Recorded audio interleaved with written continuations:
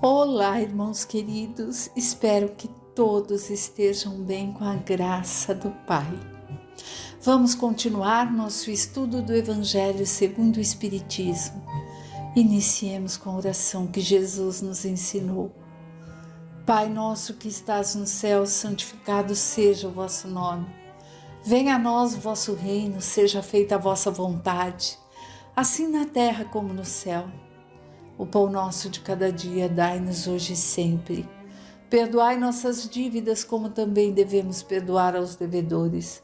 Não nos deixes cairmos em tentações e livrai-nos, ó Pai, de todo mal, que assim seja com a graça de Deus. Nós estamos fazendo o estudo do Evangelho segundo o Espiritismo, decodificado por Allan Kardec. Vamos dar continuidade ao capítulo 13, que a vossa mão esquerda não saiba o que faz vossa mão direita, né? E hoje nós vamos iniciar o item 7, convidar os pobres e os estropiados. O que nós estamos vendo, meus queridos, é que há muitas formas de praticar a caridade, que nem sempre a caridade é aquela em que geralmente a maioria dos humanos vem, a doação de coisas materiais, a doação do supérfluo. Muitas vezes a caridade está na escuta, na palavra amiga, na visita, num olhar sincero, numa oração, né? Então vamos à leitura? Sigamos. Convidar os pobres e os estropiados.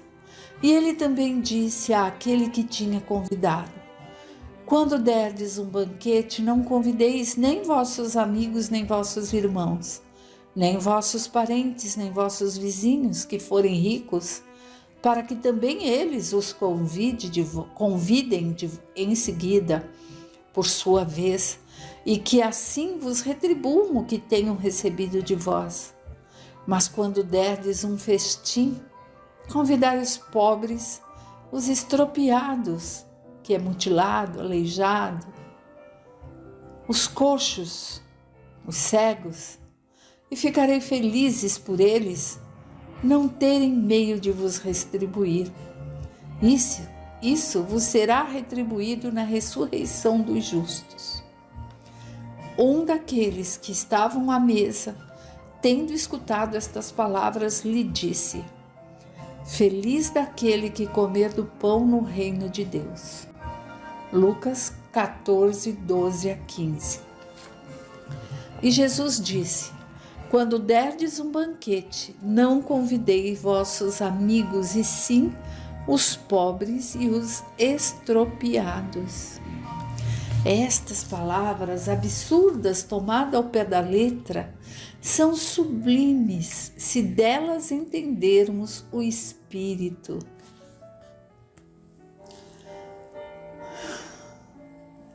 Jesus não queria dizer que, ao invés de seus amigos, é preciso reunir à mesa os mendigos da rua. Sua linguagem era quase sempre simbólica. E para homens incapazes de entender as formas delicadas do pensamento, eram necessárias imagens fortes, que produzissem o efeito semelhante às cores berrantes. A substância de seus pensamentos se revela nestas palavras: sereis felizes, pois não têm meios de vos retribuir. Isto quer dizer que não se deve de modo algum fazer o bem esperando por retribuição, mas pelo puro prazer de fazê-lo. Para se fazer uma comparação surpreendente, Jesus disse: convidai para vossos banquetes os pobres, pois sabeis que estes não poderão vos retribuir. E por banquetes é preciso entender não a refeição propriamente dita, mas sim a participação na fartura de que desfrutais. Estas palavras podem, entretanto, ser entendidas no sentido mais literal, Quantas pessoas só convidam à sua mesa aqueles que podem, como dizem, lhes honrar ou que podem retribuir-lhes o convite. Outras, ao contrário, encontram satisfação em receber seus parentes ou amigos menos afortunados. E quem não os tem entre os seus? É a forma de prestar-lhes um grande serviço discretamente. Estes, sem ir recrutar os cegos e os estropiados, praticam o ensinamento de Jesus, se o fazem por benevolência, sem ostentação, e se sabem disfarçar o benefício com uma sincera cordialidade. Bem, meus amigos, aqui nós vemos que a colocação, como no próprio texto desse item, convidar os pobres e estropiados, vem sendo explicado ali por Kardec, não quer dizer que devamos sair à rua e chamando ali aqueles que nem conhecemos e que na época em que estamos, novembro de 2022, colocarmos pessoas desconhecidas para dentro de casa. Infelizmente, por estarmos num mundo de provas e expiações, é muito perigoso.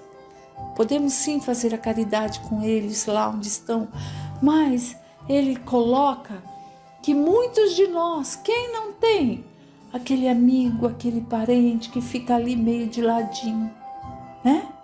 Então, buscar a esses, fazer algo bom ao outro, mas sem buscar a retribuição, que necessariamente não é colocar dentro de casa quem não conhecemos.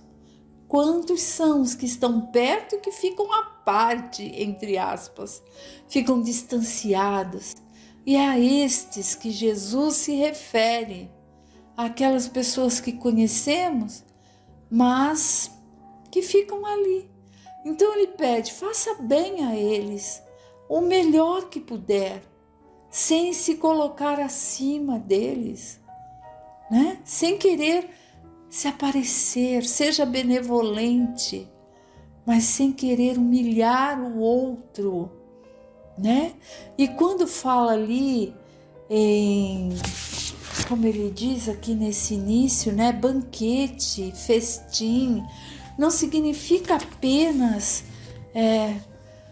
dividir, compartilhar com estes um banquete na palavra ali do alimento em si, mas é dividir aquilo que a gente tem, que o outro precisa. Pode ser material? Sim, pode. Pode ser uma visita, pode ser trazê-los para casa, conversar, pode ser um auxílio de qualquer forma. É isso que Jesus nos coloca, né? Porque essa é a verdadeira caridade. Ajudar aquele que realmente necessita e não esperar pela retribuição. Por isso ele usa essa parábola dizendo pobres e estrupiados, coxos, tal, e fala, e fiquem felizes por saber que não terão como recompensar, né? Mas muitas vezes existem pessoas tão perto, necessitando e que se tornam ali invisíveis aos nossos olhos. E é nisso que temos que pensar, buscar, nos colocarmos como aqueles que estão praticando o Evangelho. Bem, amigos, agora nós vamos entrar nas instruções dos Espíritos. O que a espiritualidade vem nos dizer a respeito do que lemos nessas palestras anteriores, né? Que a mão esquerda não saiba o que faz a mão direita. O primeiro item chama a caridade material e a caridade moral. Foi trazida a nós pela irmã Rosália, de Paris, 1860. Vamos à leitura? Amemo-nos uns aos outros e façamos aos outros o que gostaríamos que nos fizessem. Toda religião e toda moral se encontram nesses dois ensinamentos. Se eles fossem seguidos aqui na terra, seríeis todos perfeitos, sem ódios, sem conflitos. Direi mais ainda, sem pobreza, visto que, do excesso das sobras da mesa dos ricos, muitos pobres se alimentariam e não veríeis mais nos sombrios bairros em que vivi durante minha última encarnação. Pobres mulheres, arrastando consigo crianças miseráveis, precisando de tudo. Ricos, pensai um pouco nisto. Ajudai com o melhor de vós os infelizes. Dai para que um dia Deus vos retribua o bem que fizerdes, para que encontreis, quando desencarnardes, um cortejo de espíritos agradecidos, que vos receberão no limiar de um mundo mais feliz. Se pudesseis saber a alegria que sentir ao reencontrar no além aqueles a quem pude ajudar em minha última encarnação terrena. Amai, portanto, ao vosso próximo. Amai-o como a vós mesmos, porque sabeis agora que este infeliz que afastais talvez seja um irmão, um pai, um amigo que rejeitais para longe de vós. E qual não será então o vosso desespero ao reconhecê-lo no mundo dos espíritos? Espero que tenhais entendido bem o que deve ser a caridade moral, aquela que qualquer um pode praticar, porque não custa nada de material e, no entanto, é a mais difícil de se pôr em prática. A moral consiste em tolerardes uns aos outros, e isto é o que menos fazeis neste mundo inferior onde estáis encarnados no momento. Meus amigos, nessa passagem que nós vemos aqui da irmã Rosália, em algumas edições do Evangelho, está colocado como a caridade moral consiste em suportardes uns aos outros, que é no mesmo sentido de tolerardes uns aos outros. Então, vamos ver aqui o sentido exato de tolerardes uns aos outros e suportardes uns aos outros. Não é no sentido que a gente vê hoje em dia, no ano e no tempo em que vivemos, né? Ai, meu Deus, vou ter que suportar isso, com aquela mágoa, aquele rancor, é alguma coisa que eu não queria, mas vou ter que fazer. Não é nesse sentido. Vem ali de dar suporte, dar sustentação uns aos outros. É diferente daquele suportar, ter que aguentar. Tolerar eu vou ter que tolerar, Não é nesse sentido, né? Então a caridade moral consiste em dar sustento um aos outros, e isto é o que menos fazeis neste mundo inferior onde estáis encarnados no momento.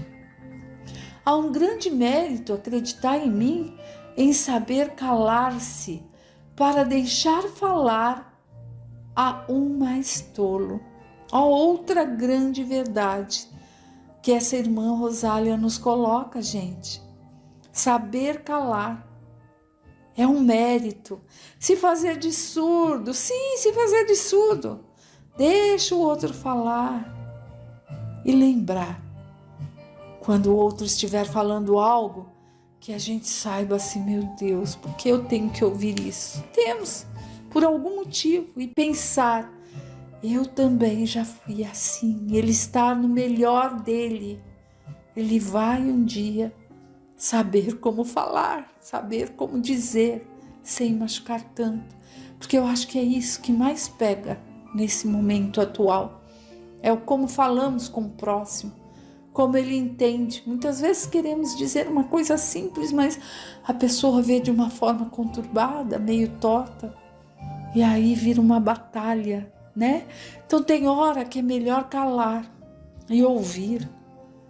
Por quê? Nós vamos mudar o mundo com isso? Não, nós não vamos mudar o mundo, mas nós mudamos o nosso olhar para o mundo e para as pessoas do mundo, quando sabemos sim respeitar o momento que essa pessoa está. Então vamos lá, Há um grande mérito acreditar em mim, em saber calar-se para deixar falar a um mais tolo. E isto também é uma forma de caridade. Fazer-se de surdo quando uma palavra de menosprezo escapa de uma boca habituada a zombar. Não ver o sorriso desdenhoso que vos recepciona nas casas de pessoas que frequentemente, sem razão, acreditam ser superiores a você, a vós, quando na vida espírita a única real, estão algumas vezes bem longe disso. Eis o merecimento não de humildade, mas de caridade, pois não observar os erros dos outros é caridade moral. Gente, olhem, não observar os erros dos outros é caridade moral. Quanto tempo será que vamos ter que reencarnar para aprendermos a não observar o erro do outro, né? Ver que estão zombando da gente é o que é colocado nesse pedacinho, ó. Fazer-se de surdo por uma palavra de menosprezo que escapa de uma boca habituada a zombar. Quantos não são os nossos irmãos que por vezes pensam que estão fazendo uma piada, sabe aquela piadinha de mau gosto, como dizem aí, e que no fim estão zombando do outro, né? Que estão ali colocando para baixo. E aí, se o outro se irrita, se zanga, entrou na sintonia. Então deixa falar, faz-se de surdo quando isso acontece. E quando riem, fazem pouco caso. Ah, porque fulano é mais importante que você. Não diz com as palavras que acabei de dizer, mas na forma de tratar. Quantas vezes nós não tratamos o outro assim? Então que tenhamos esse cuidado, essa sutileza e que nos conheçamos de verdade para que não consiga, sabe assim, para que a gente não consiga mais agir, que passe a ser uma coisa automática, não fazer mais isso com ninguém, né? Não zombar de ninguém, para quê? A gente gosta disso. Ela começa dizendo, faça o outro que gostaria que fosse feito a ti. E isso é muito importante. E aquele que se cala, que se faz de surdo, até parece, tá confundindo ali com humildade, né? É uma pessoa humilde, mansa, como nós vimos nos capítulos anteriores aqui do Evangelho. Mas, acima de tudo, é a caridade.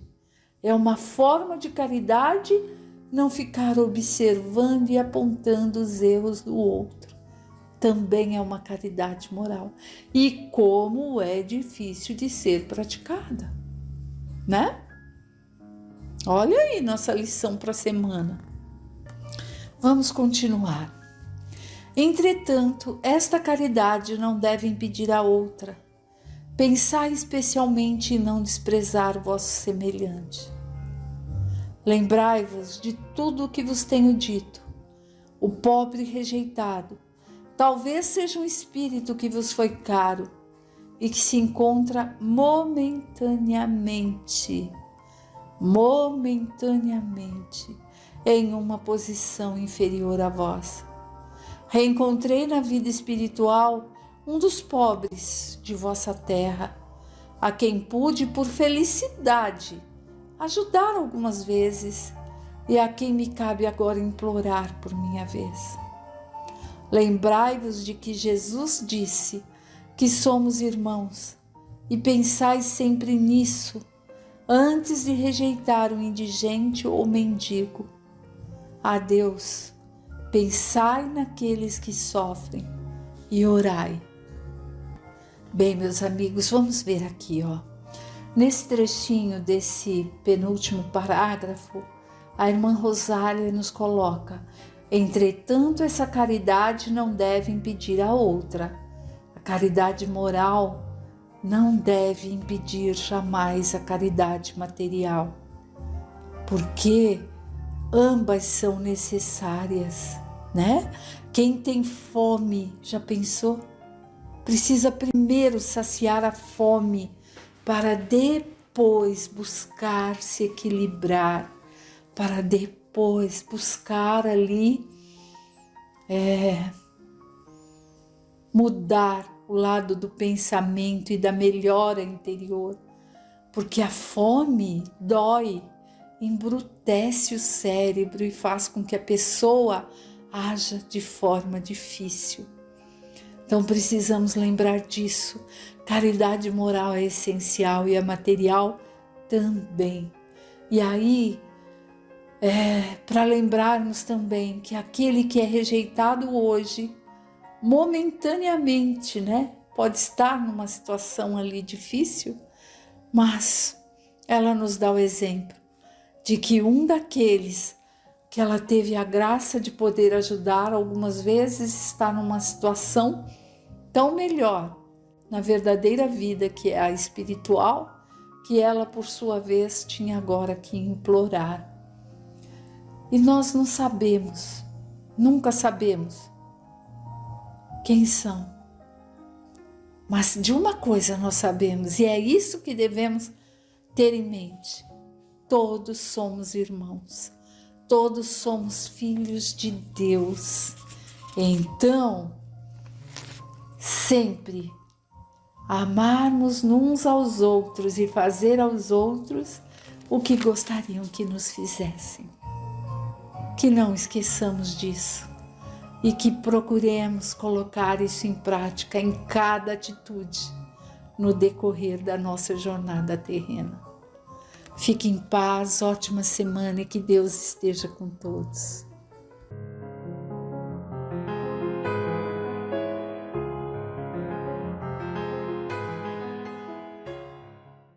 Queridos companheiros, vamos a mais um estudo do Livro dos Espíritos por Allan Kardec.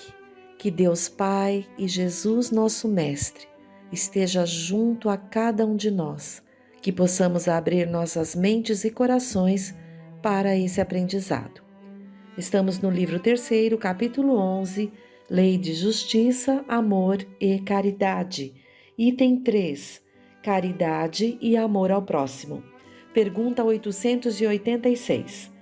Qual o verdadeiro sentido da palavra caridade, como a entendia Jesus?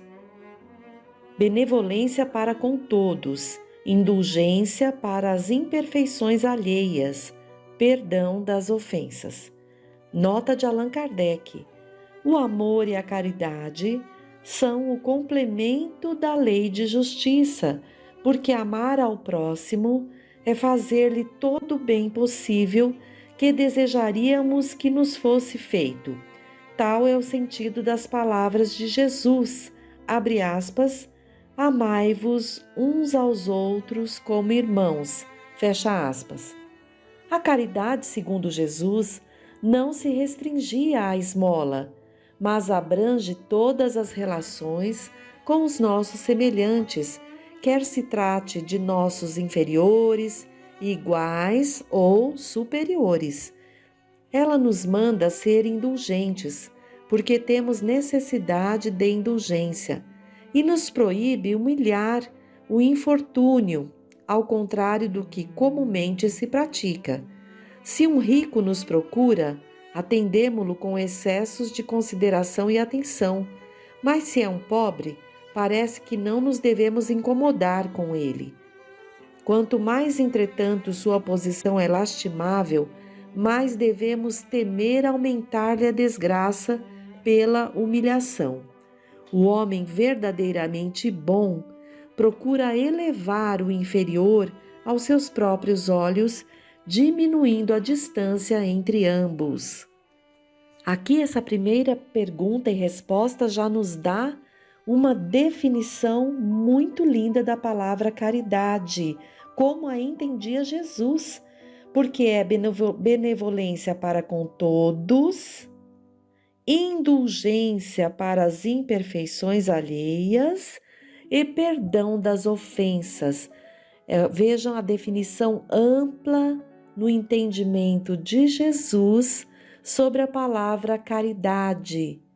Na nota de Allan Kardec, há a explicação ainda melhor, né? Dizendo que não se restringe, então, à esmola a questão da caridade, mas abrange todas as relações com os nossos semelhantes, sejam eles inferiores, iguais ou superiores. Pergunta 887. Jesus ensinou ainda, abre aspas, amai aos vossos inimigos, fecha aspas. Ora, um amor pelos nossos inimigos não é contrário às nossas tendências naturais e a inimizade não provém de uma falta de simpatia entre os espíritos? Sem dúvida, não se pode ter para com os inimigos um amor terno e apaixonado, e não foi isso que ele quis dizer. Amar aos inimigos é perdoá-los e pagar-lhes o mal com o bem. É assim que nos tornamos superiores. Pela vingança, nos colocamos abaixo deles. Olha a resposta a essa pergunta com relação a amar os inimigos. Então, muitas vezes, julgamos esta ou aquela pessoa como inimigos, mas o Espiritismo nos ensina que amar aos inimigos é perdoá-los e pagar-lhes o mal com o bem. Então vejam que profundidade há nessa resposta, que possamos refletir e buscar colocar em prática nas nossas ações, nas nossas relações. 888. Que pensar da esmola? O homem reduzido a pedir esmolas se degrada moral e fisicamente, se embrutece. Numa sociedade baseada na lei de Deus e na justiça, deve-se prover a vida do fraco sem humilhação para ele.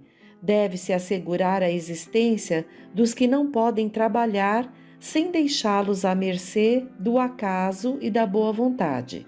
888. Então condenais a esmola? Não, pois não é a esmola que é censurável, mas quase sempre a maneira por que ela é dada. O homem de bem que compreende a caridade segundo Jesus vai ao encontro do desgraçado sem esperar que ele lhe estenda a mão. A verdadeira caridade é sempre boa e benevolente, tanto está no ato quanto na maneira de fazê-la. Um serviço prestado com delicadeza tem duplo valor. Se o for com altivez, a necessidade pode fazê-lo aceito, mas o coração mal será tocado. Lembrai-vos ainda de que a ostentação apaga aos olhos de Deus o mérito do benefício. Jesus disse, abre aspas, que a vossa mão esquerda ignore o que faz a direita, fecha aspas. Com isso, ele vos ensina a não manchar a caridade pelo orgulho. É necessário distinguir a esmola propriamente dita da beneficência. O mais necessitado nem sempre é o que pede. O temor da humilhação retém o verdadeiro pobre, que quase sempre sofre sem se queixar. É a esse que o homem verdadeiramente humano sabe assistir sem ostentação. Amai-vos uns aos outros, eis toda a lei, divina lei pela qual Deus governa os mundos. O amor é a lei de atração para os seres vivos e organizados, e a atração é a lei de amor para a matéria inorgânica. Não ouvides jamais que o espírito, qualquer que seja o seu grau de adiantamento, sua situação como reencarnado ou na erraticidade, está sempre colocado entre um superior que o guia e aperfeiçoa e um inferior perante o qual tem deveres iguais a cumprir. Sede, portanto, caridosos, não somente dessa caridade que vos leva a tirar do bolso o óbolo que friamente atirais ao que ousa pedir-vos, mas ide ao encontro das misérias ocultas. Sede indulgentes para com os erros dos vossos semelhantes. Em lugar de desprezar a ignorância e o vício, instruí-os e moralizai-os. Sede afáveis e benevolentes para com todos os que vos são inferiores. Sede-o mesmo para com os mais ínfimos seres da criação e tereis obedecido à lei de Deus. São Vicente de Paulo. Então, São Vicente deixa aqui nessa resposta sobre a questão da esmola um alerta a cada um de nós, onde, se estamos na posição de observar o irmão mais necessitado, que possamos agir antes mesmo que ele o peça e agir de forma a compreender que esse ato deve ser um ato de amor e não de humilhação. Usar sempre da indulgência e o perdão para ampliar ainda as ações de caridade. A última pergunta deste item, 889. Não há homens reduzidos à mendicidade por sua própria culpa? Sem dúvida, mas se uma boa educação moral lhes tivesse ensinado a lei de Deus, não teriam caído nos excessos que os levaram à perda, e é disso, sobretudo, que depende o melhoramento do vosso globo. Kardec nos remete à pergunta 707, que está no capítulo 5 deste livro, Lei de Conservação, no item 2, Meios de Conservação. A pergunta é a seguinte: os meios de subsistência faltam frequentemente a certos indivíduos, mesmo em meio da abundância que os cerca. A que se deve ligar este fato? Ao egoísmo dos homens, que nem sempre fazem o que devem, em seguida e o mais frequentemente a eles mesmos. Buscai e achareis. Estas palavras não querem dizer que seja suficiente olhar a terra a fim de encontrar o que se deseja, mas que é necessário procurar com ardor e perseverança e não com displicência, sem se deixar desanimar pelos obstáculos que muito frequentemente não passam de meios de pôr à prova a vossa constância, a vossa paciência e a vossa firmeza. E aqui há uma nota de Allan Kardec que vamos ler. Se a civilização multiplica as necessidades, também multiplica as fontes de trabalho e os meios de vida. Mas é preciso convir que, nesse sentido, ainda muito lhe resta fazer. Quando ela tiver realizado a sua obra, ninguém poderá dizer que lhe falte o necessário, a menos que o falte por sua própria culpa. O mal, para muitos, é viverem uma vida que não é a que a natureza lhes traçou, e é então que lhes falta a inteligência para vencerem. Há para todos um lugar ao sol, mas com a condição de cada qual tomar o seu e não o dos outros. A natureza não poderia ser responsável pelos vícios da organização social e pelas consequências da ambição e do amor próprio. Seria preciso ser cego, entretanto, para não reconhecer o progresso que nesse sentido tem realizado os povos mais adiantados. Graças aos louváveis esforços que a filantropia e a ciência reunidas não cessam de fazer para a melhoria da condição material dos homens, e malgrado o crescimento incessante das populações, a insuficiência da produção é atenuada, pelo menos em grande parte, e os anos mais calamitosos nada têm de comparável a de há bem pouco tempo. A higiene pública, esse elemento tão essencial da energia e da saúde, desconhecido por nossos pais, é objeto de uma solicitude esclarecida. O infortúnio e o sofrimento encontram lugares de refúgio. Por toda parte a ciência é posta em ação, contribuindo para o acréscimo do bem-estar. Pode-se dizer que atingimos a perfeição? Certamente que não. Mas o que já se fez dá-nos a medida do que pode ser feito, com perseverança. Se o homem for bastante sensato para procurar a sua felicidade nas coisas positivas e sérias, e não nas utopias que o fazem recuar em vez de avançar. E vamos ao último item deste capítulo, item 4. Amor maternal e filial. Pergunta 890.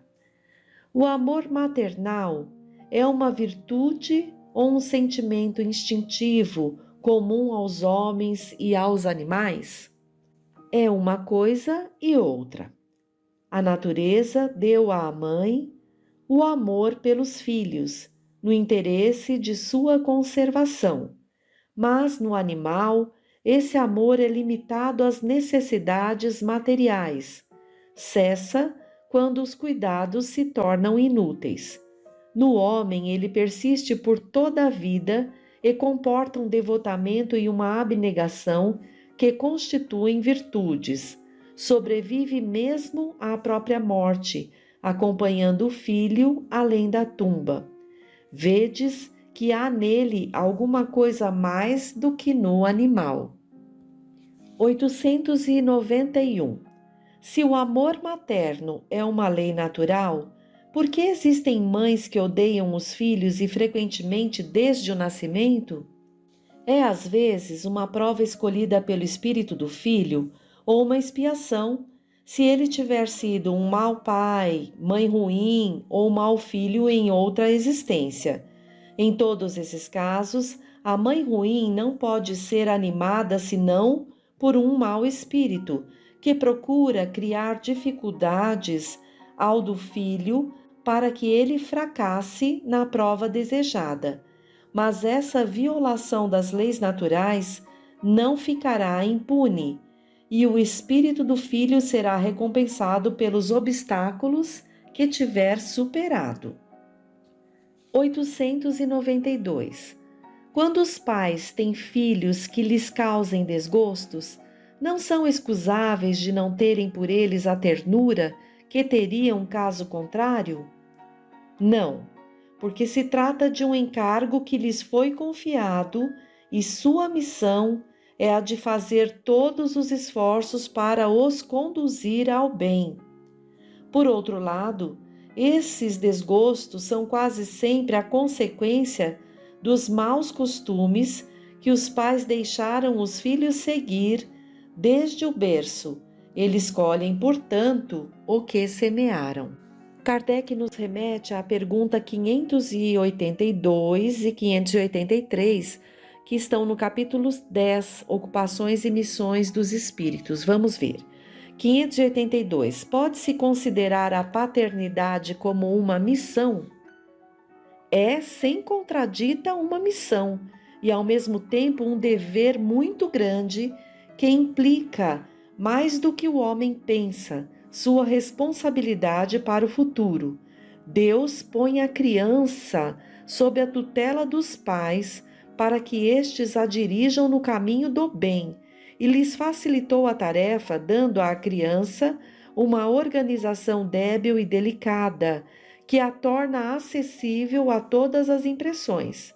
Mas há os que mais se ocupam de endireitar as árvores do pomar e de fazê-las carregar de bons frutos do que em endireitar o caráter do filho. Se este sucumbir por sua culpa, terão de sofrer a pena, e os sofrimentos da criança na vida futura recairão sobre eles, porque não fizeram o que lhes competia para o seu adiantamento nas vias do bem. E a pergunta 583. Se uma criança se transviar, apesar dos cuidados dos pais, estes são responsáveis? Não, mas quanto mais as disposições da criança são más, mais a tarefa é pesada, e maior será o mérito se conseguirem desviá-la do mau caminho. 583A. Se uma criança se torna um bom adulto, apesar da negligência ou dos maus exemplos dos pais, estes se beneficiam disso? Resposta: Deus é justo. Então vejam que aqui cabe a nós fazer uma reflexão importantíssima e todos nós estamos nessa posição, senão de pais e mães, de filhos. E o que estamos fazendo das nossas encarnações? Que exemplos estamos dando? Porque o exemplo é a maior prova da nossa sintonia com a lei divina. A palavra convence, mas o exemplo nos arrasta. Então, precisamos fazer essa reflexão. Como estamos nessa encarnação? Que relações temos nessas posições que foram faladas aqui? Qual é a capacidade do nosso amor maternal, paternal, filial? E nossas responsabilidades diante das missões que recebemos, seja como pai, seja como filho. Então, que possamos observar, porque Deus há de ser rigoroso, como disse aqui, com relação a esse julgamento, mas não vai nos castigar. Simplesmente a determinação divina, a lei, será cumprida. Cada vez que plantamos, haveremos de colher os frutos. Então, observemos a nossa plantação para que os frutos que possamos colher no futuro sejam aqueles que irão trazer sustentação e o bem. Que a paz de Jesus possa estar presente em nossos corações hoje e sempre, que possamos ser dignos de tanto ensinamento e dar passos cada vez mais firmes nesta nossa oportunidade de evolução. Até o próximo encontro.